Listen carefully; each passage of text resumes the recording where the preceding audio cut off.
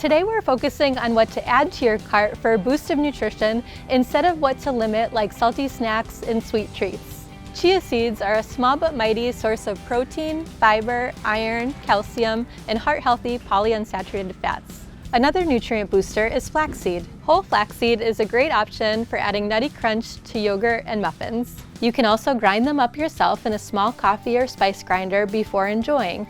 That way, it's easier for your body to absorb the fiber and plant-based omega-3 fats they provide.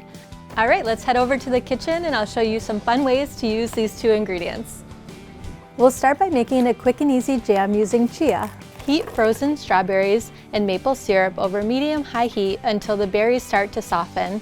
Mash berries, add chia seeds, and continue to cook while stirring. Remove from heat, stir in vanilla, and transfer to a sealed container and refrigerate. For the flaxseed, we're making oatmeal. After grinding, add 1 tablespoon flax to oats, cinnamon, vanilla, milk, and a pinch of salt. Mix well, microwave, and you have a nourishing breakfast in no time. It's also great topped with our Strawberry Chia Jam. To learn more, visit bigY.com, and until next time, be well.